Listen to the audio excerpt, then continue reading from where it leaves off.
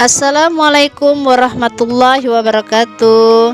Apa kabar anak-anak yang soleh dan soleha? Semoga kita semua selalu dalam keadaan sehat walafiat. Amin ya rabbal alamin. Baiklah anak-anakku yang ibu sayangi, ketemu lagi dengan ibu dalam pembelajaran sejarah kebudayaan Islam. Sebelum kita memulai pembelajaran kita pada hari ini, ada baiknya kita sama-sama membaca basmalah. Bismillahirrahmanirrahim. Untuk lebih memahami pembelajaran kita pada hari ini, simak video pembelajarannya sampai selesai ya. Dan jangan lupa like, comment, and subscribe.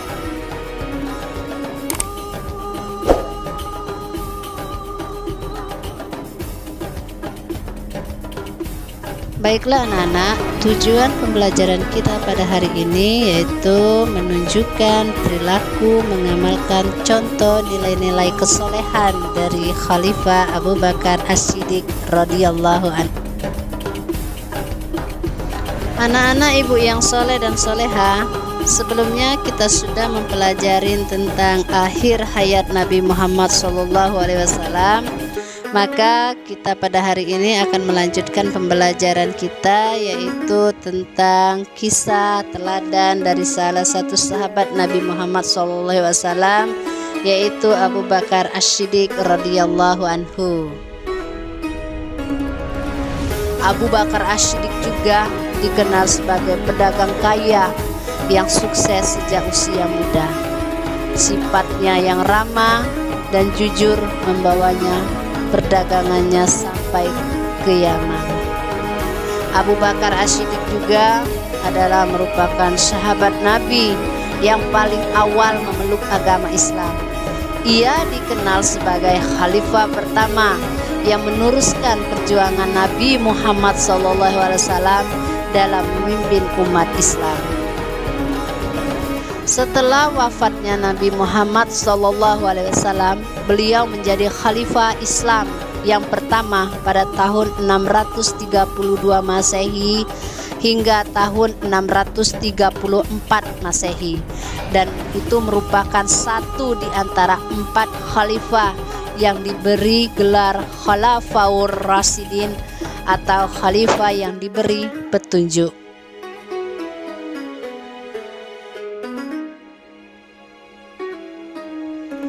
Abu Bakar As-Siddiq merupakan ayah dari Aisyah yang merupakan salah satu istri Nabi Muhammad SAW.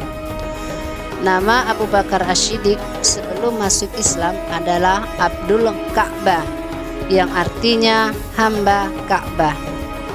Setelah masuk Islam, namanya diubah oleh Nabi Muhammad SAW menjadi Abdullah, yang artinya hamba Allah. Selain itu juga Nabi Muhammad SAW memberinya gelar, yaitu As-Siddiq, yang artinya yang berkata benar.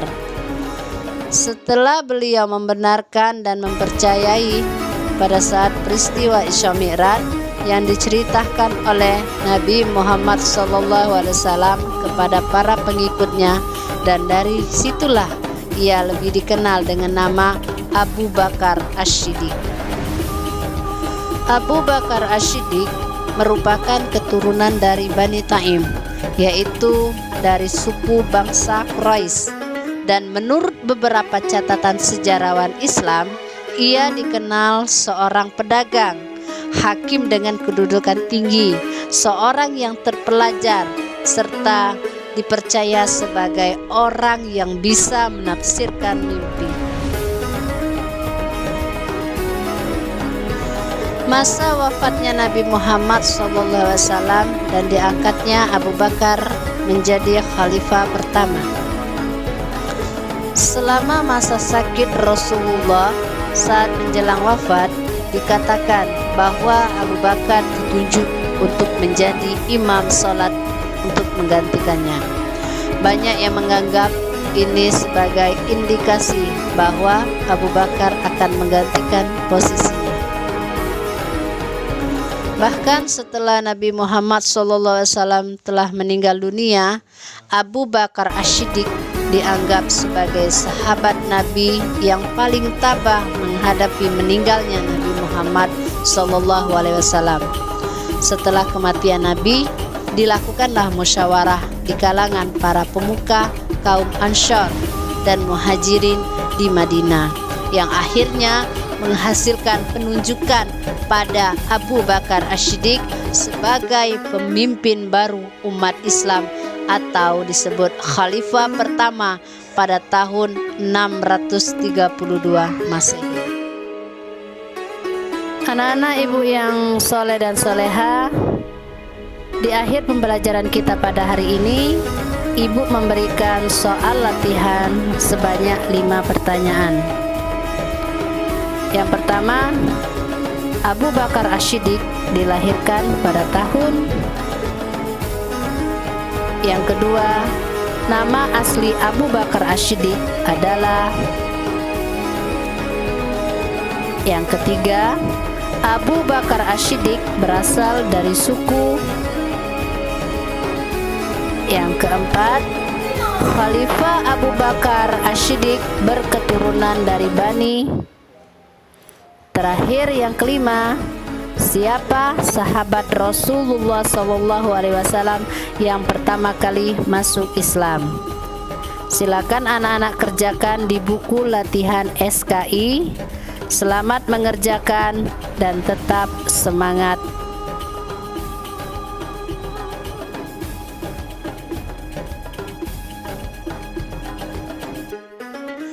Baiklah anak-anak, sampai di sini dulu ya pembelajaran kita pada hari ini. Semoga kita dapat meneladani sosok salah satu sahabat Nabi Muhammad SAW, yaitu Abu Bakar As-Siddiq.